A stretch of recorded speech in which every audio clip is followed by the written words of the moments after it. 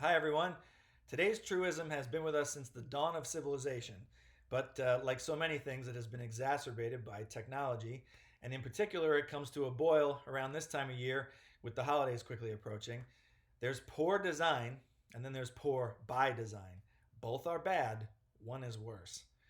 So, how do you tell the difference? Well, there's a simple rule of thumb that I use that will work almost every time. So, something that steals time from you, that's poor design. Something that steals money from you, that's poor by design. So, this time of year, right, ordering online ramps up exponentially. Here's a common example of a time waster. So, you put together a complex food order for the whole crew, you see how long delivery is going to take, you decide you're just going to go and pick it up. So you click pickup, and the platform that you're using kicks you over to a different web page, deletes everything you just did. So that's infuriating. But all I've lost is time and patience. That doesn't benefit the restaurant that I'm trying to order from. It doesn't benefit the third party that I used to place the initial order. It doesn't benefit anyone. So it's just poor design. And as I've said before, any excuses about the limitations of the platforms or the technology, nobody cares. Someone will solve for it, and in this case, many people already have. So do the work to make those excuses moot, right?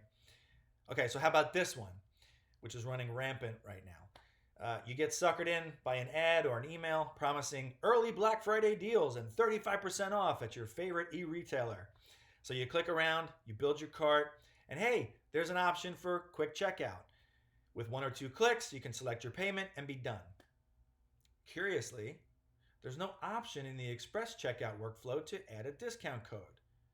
Curiously, an unbelievably high percentage of people will click through and complete the purchase anyway due to muscle memory and the psychology of still believing that they're in the midst of getting a great deal even though the discount hasn't been applied.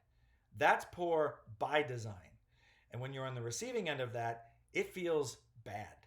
You feel swindled. That's because you are. In the design world, these are called dark patterns, and they are everywhere. Um, there are a lot of variations on the story that I just shared. The option to apply the discount code is there, but it's buried in a little clickable caret that's easy to overlook while everything else is expanded. That's by design. The company might say that if you reached out to them after the fact, of course they would rectify that error. But what does that workflow look like? Do you think that's going to be an easy, intuitive process with no hurdles or roadblocks? Of course it's not. That's by design. They know that many customers, even once they spot the error, won't go through the hassle of trying to get it rectified because they anticipate the pain because it's so common.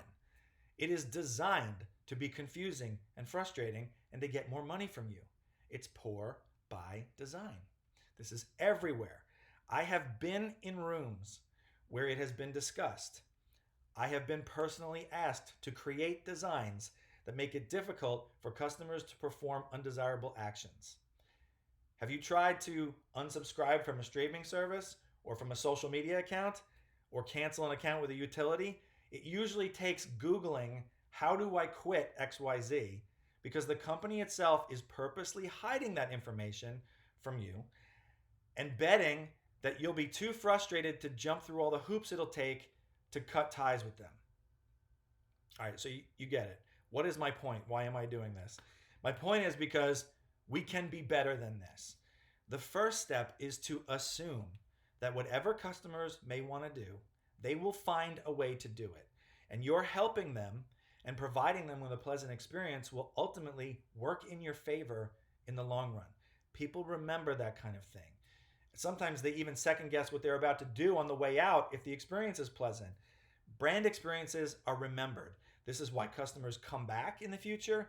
This is why employees, they go back to companies where they worked in the past because how you treat someone when they walk out the door is as important as how you treat them when they first walk in. So a company can, and some do, automatically apply the discount code and show you that they've done so in the cart. I mean, when you see that, it makes you feel really good about them, doesn't it? Like you'll go back there and spend money again with them in the future in another fair value exchange where you feel cared for and like you got a good deal, not like you got swindled. People remember that kind of thing too, and they are exponentially more vocal about it. So Another thing we see this time of year are all the promotions designed to get new customers onto a subscription or a service, right? Wow, it sounds like you got a really great sign up deal. I've been a customer for 12 years. How come my rates keep going up and I don't get the benefit from that?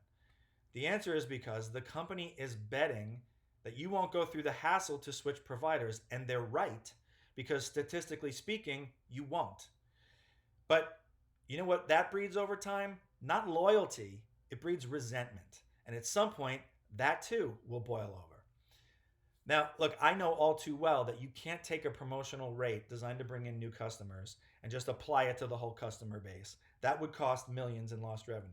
But what you could do is maybe ask, well, aside from the stick of it being so painful to switch, what might the carrot look like that we provide to people who stay? What does the loyalty program look like, if you have a loyalty program, where I never want to give up the fact that I've been a customer for 12 years? Because that means exclusive access to blank, or it means these perks. And it should go beyond simply when I have an issue and I call in, hearing, wow, you've been a customer with us for a long time, Mr. Stark. Thanks for that. Okay? Remember, this thinking is pervasive. It is not just in commercial products and services.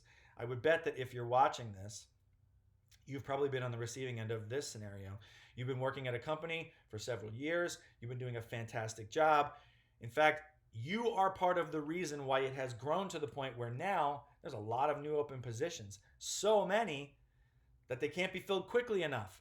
And so as new candidates enter the pool and they apply for what is on paper the same job that you have, same title, minus the deep company context and domain expertise, and they're demanding salaries in some cases that are significantly higher than yours, and they're getting them. If your company turns around and proactively raises your salary to be competitive as well and retain you, wow, that's a great feeling. That builds loyalty. But if they hope you won't find out, or if you do, that you'll just keep your head down and not bring it up because they've made it so uncomfortable or opaque to do so, that builds resentment. There's poor design, and then there's poor by design. Both are bad. One is worse.